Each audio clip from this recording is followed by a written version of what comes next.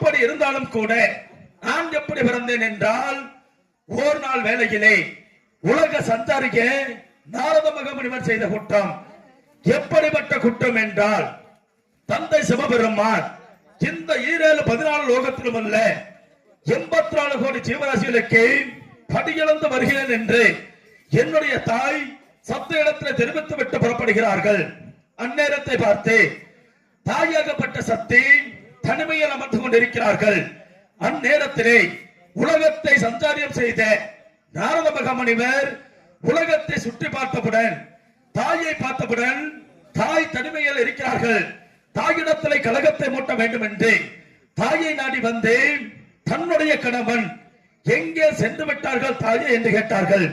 அப்பொழுது தாயாகப்பட்ட சக்தி தெரிவித்தார்கள், அனைத்து ஜீவராசிகளுக்குமே பணி அளிப்பதற்கு என்னிடத்தில் தெரிவித்துவிட்டு இப்பொழுதுதான் புறப்பட்டு சென்றார்கள் என்று தெரிவித்த வண்ணமாக இருக்கையில், அவ்வேளையில் நாரத மகாமுனிவன் எடுத்துரைக்கிறார். எப்படி என்றால், தன்னுடைய கணவன் அனைத்து ஜீவராசிகளுக்குமே பணியளிப்பதில்லை, யாராவது ஒருவருக்கு குறை வைத்துத்தான் வருகிறார் என்று தொழில் மீதில் சந்தேகம் கொள்கிறார்கள். அப்பொழுது அந்த வேளையில் என்னுடைய கணவன் செய்யக்கூடிய தொழில் மீதில் தாங்களுக்கு சந்தேகமா என்று கேட்டபோது ஆமாம் என்று தெரிவிக்கின்றார் நாரத மகாமுனிவர்.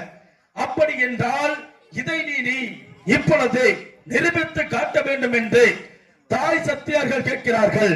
அப்பொழுது இதோ தான் சொல்லும் பிரகாரம் செய்து வாருங்கள். அதற்கு தன்னுடைய கணவன்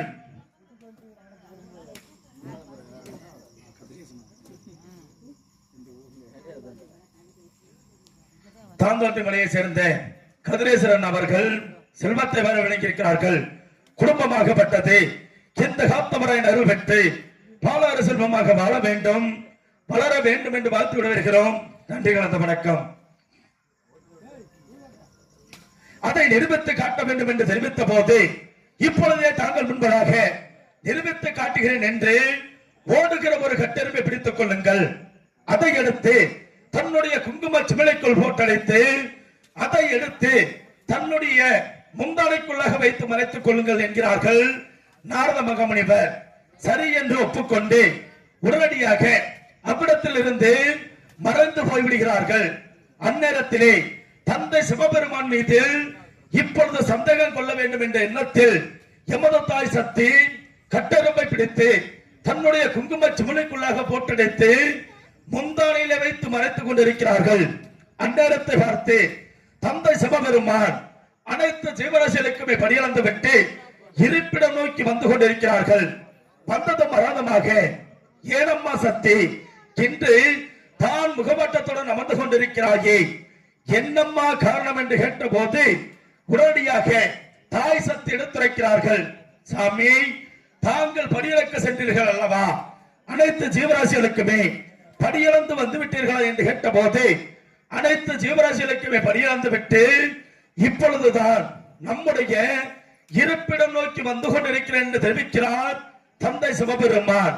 சாமி, தாங்கள் அனைத்து ஜீவராசிகளுக்கு படியிழந்திருந்தாலும் இன்று ஒரு ஜீவனை மட்டும் பட்டணி போட்டு விட்டீர்கள் என்று கேட்கிறார்கள். அப்பொழுது எங்கே சக்தி என்று தாயிடத்தில் கேட்ட போது என்னுடன் வாருங்கள் என்று அந்த புறம் நந்தவன மார்க்கமாக அழைத்து சென்று தன்னுடைய முந்தானையை விழுத்து காட்டி இதோ பாருங்கள் சாமி என்கிறார்கள். அந்நேரத்திலே தந்தை சிவபெருமான் அதை ஏறட்டு பார்க்கையில் அந்த கட்டெரும்பாகப்பட்டது தனக்கு போதியமான அளவிற்கு வாயிலே ஒரு அரிசி துண்டை கப்பி கொண்டிருக்கிறது. இதை பார்த்தவுடன், சாமி, தாங்கள் செய்யும் தொழில் மீதில் நான் சந்தேகம் கொண்டு விட்டேன், எனக்கு எவ்விதமான தண்டனை கொடுத்தாலும் ஏற்றுக்கொள்கிறேன் என்று கேட்கிறார்கள் தாயாகப்பட்ட சக்தி. என்ன நடந்தது என்று தந்தை சிவபெருமான் கேட்டபோது, தாங்கள் படியளக்க சென்ற நேரத்திலே என்னை நாடி நாரதர் முகில் வந்தார். வந்ததும் வராதுமாக தாங்கள் செய்யும் தொழில் மீதில் இப்படிப்பட்ட சந்தேகத்தை பெரும்படி செய்தார்கள். ஆகையினால் தாங்கள் செய்யும் தொழில் மீதில் நான் சந்தேகம் கொண்டு விட்டேன் என்ற போது அந்த வேளையில் எனது சிவபெருமான் எடுத்துரைக்கிறார்கள். எப்படி என்றால், யாரோ ஒருவர் சொல்லி என் மீதில் நீ சந்தேகம் கொண்ட காரணத்திற்காக இப்பொழுது என்னை விட்டு பிரிந்திருக்க வேண்டும் என்கிறார்கள். எங்கே என்று கேட்டபோது எந்த விண்ணுலகம் விட்டு மண்ணுலகம் செல்ல வேண்டும், காசிக்கு செல்லும் வழியில் காஞ்சிபுர கம்ப நதிக்கரையில் காடு வெட்டி செடியமைத்து காமாட்சி என்ற பெயரால் பூலோகத்திலே வாழ்ந்து வர வேண்டும் என்று தெரிவிக்கிறார்கள். சரி என்று ஒப்புக்கொண்டு தந்தை சிவபெருமான் சொன்ன பிரகாரம் தாயாகப்பட்ட சக்தி விண்ணுலகம் விட்டு மண்ணுலகம் இறங்கி வந்து காசிக்கு செல்லும்படி காஞ்சிபுர கம்ப நதிக்கரையிலே காடு வெட்டி செடியமைத்து காமாட்சி என்ற பெயரால் பூலோகத்திலே வாழ்ந்து வருகிறார்கள். அப்படி வாழ்ந்து வருகின்ற நேரத்தை பார்த்து தந்தை சிவபெருமானை நோக்கி தாய் அன்னகாமாட்சி கேட்கிறார்கள், சாமி என்னதான் இருந்தாலும் நான் ஒரு பெண்மணியாகப்பட்டவள் அல்லவா, இந்த பூலோகத்தில் தனித்து என்னால் தவம் புரிய இயலாது, எனக்கு ஒருவன் துணையாக வேண்டும் என்று கேட்கிறார்கள். தனக்கு துணையாக ஒருவன் வேண்டும் என்றால் நம்முடைய முதல் மகனாகப்பட்டவன் விநாயக பெருமான் இருக்கிறான் அல்லவா, இன்னும் இணைத்துக் கொண்டால் உனக்காக துணைக்கு வந்து சேர்வான் என்று தெரிவிக்கிறார்கள் தந்தை சிவபெருமான். அதற்கு தாயாகப்பட்ட அன்னகாமாட்சி கூறுகிறார்கள், நம்முடைய முதல் மகனாகப்பட்டவன் விநாயக பெருமான் தாயை போல தாரம் வேண்டும் என்பதற்காக ஆற்றங்கரையிலும் குளத்துக்கரையிலும் அமர்ந்து கொண்டு கொண்டிருக்கின்றான் நம்முடைய முதல் மகனாகப்பட்டவன் விநாயக பெருமான். ஆகையினால் இன்னவனை துணைக்கு அழைத்தால் துணைக்கு வரமாட்டான் என்று தெரிவித்து வருகிறார்கள் அன்னகாமாட்சி. அதற்கு பிறகு தந்தை சிவபெருமான் எடுத்துரைக்கிறார்கள், நம்முடைய இளைய மகனாகப்பட்டவன் முருகப்பெருமான் இருக்கிறார் அல்லவா, இன்னவனை அழைத்தால் உனக்கு துணையாக வருவான் அன்னகாமாட்சி என்ற போது நம்முடைய இளைய மகனாகப்பட்டவன் முருகப்பெருமானோ சின்ன சிறு வயதிலே ஒரு பழத்திற்காக கோபித்துக் கொண்டு பழனி மலை மீது அமர்ந்து வருகின்ற பக்தர்களுடைய குறையை நீக்கி நிறை செய்து வருகின்றான். என்னவனையும் அழைத்துக் கொண்டால் அங்கு வரக்கூடிய பக்தர்களுக்கு குறையை நீக்குவதற்கு ஆள் இல்லாமல் போய்விடும், வேண்டாம் என்று மறுத்து விடுகிறார்கள் தாயாகப்பட்ட அன்னகாமாட்சி. அதற்கு பிறகு என்ன செய்வது என்று தந்தை சிவபெருமான் தன்னுடைய மூன்றாவது கண் என்று சொல்லக்கூடிய நெற்றிக்கண்ணை திறந்து பார்த்து அதில் வந்த வியர்வை நீரை வலித்து நிலத்திலே விட்டறிகிறார்கள். அந்த வியர்வை நீராகப்பட்டது முத்துக்களாக மாறி நிலத்திலே விழுகிறது. அந்த வேளையில் அந்த வியர்வை நீரில் பிறந்து வருகின்றேன் இந்த காத்தவராயன், அந்த வனத்திலே பிறந்த எனக்கு வனம் காத்தான் என்றும் வனத்தை காத்து வருவதால் காத்தவராயன் என்று பெயர் சூட்டினார்கள் தந்தை சிவபெருமான். தந்தையே, இப்பொழுது என்னை படைக்கப்பட்ட காரணம் என்னவென்று கேட்ட போது தன்னை பெற்றெடுத்தவள் அன்னகாமாட்சி இந்தவளோ செய்யாத குற்றம் செய்துவிட்ட காரணத்தினால் என்னை விட்டு இப்பொழுது இந்த பூலோகத்தில் அமர்ந்து காமாட்சி என்ற உருவத்தில் தவம் புரிந்து வருகின்றார். என்னவனுக்காக துணை போக வேண்டும் மகனே என்று தெரிவித்தார்கள். சரி என்று ஒப்புக்கொண்டு என் தாய்க்கு துணையாக நின்று வந்தேன். அப்படி துணையாக நின்று வந்தாலும் வெள்ளிகள் தோறும் பூஜைகள் செய்வது வழக்கம். என் தாயாகப்பட்ட அன்னகாமாட்சிக்கு தாய்க்கு பூஜைகள் செய்வதாக இருந்தால் அநேக மலர்கள் வேண்டும் என்று என் தாய்க்கென்று ஒரு நந்தவனம் வைத்து வந்தேன். எப்படிப்பட்ட நந்தவனம் என்றால் மல்லிகை, இருவாச்சி, ஜாதி மல்லி, மறிக்கொழுந்து என்று சொல்லக்கூடிய மலர்களை எல்லாம் ஒன்றாக சேர்த்து நந்தவனத்திலே அமர்த்து என்னுடைய நந்தவனத்திலே கண்ணும் கருத்துமாக காவல் பார்த்து வந்தேன்.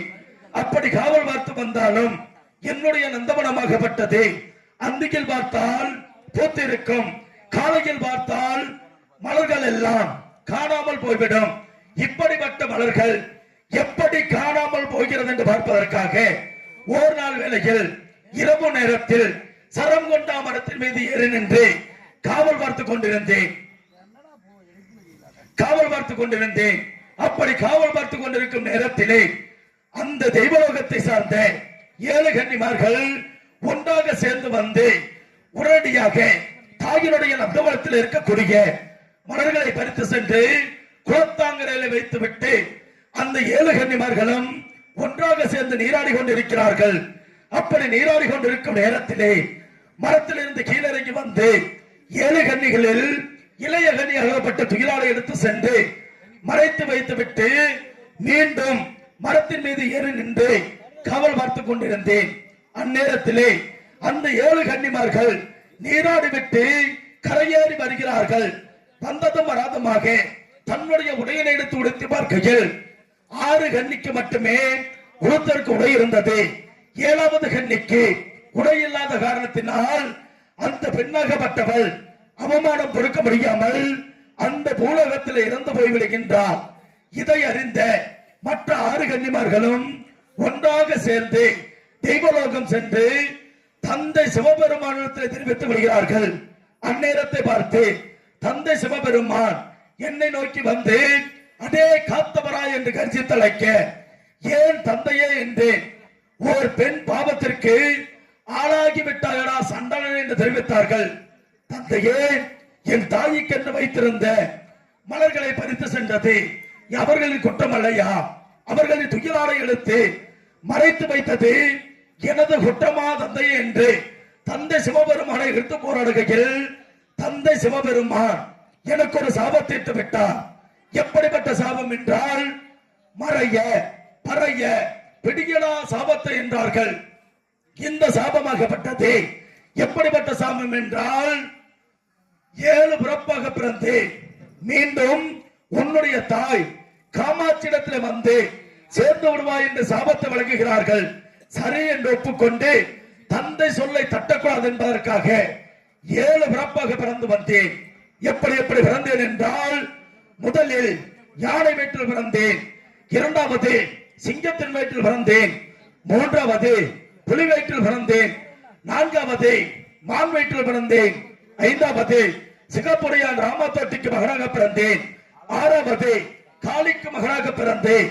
காத்த வராயர் என்று மீண்டும் பெயரை சூட்டி தவத்திலே அமர்ந்திருக்கக்கூடிய தாயாகப்பட்ட அன்னகாமாட்சியை தட்டி எழுப்ப வேண்டும் என்று 7வது முறை கீரை தண்டக ரூபம் எடுத்து தாய்முகத்திலே மோதுகையில், என் மகன் காத்தவராயனை தவிர வேறொரு முகத்திலே விழிக்க மாட்டேன் என்று மோதி என்னை சொட்டெடுத்து ஊஞ்சலே போட்டு தலாட்டி கொண்டிருக்கிறார்கள் எமது தாய் அன்னகாமாட்சி.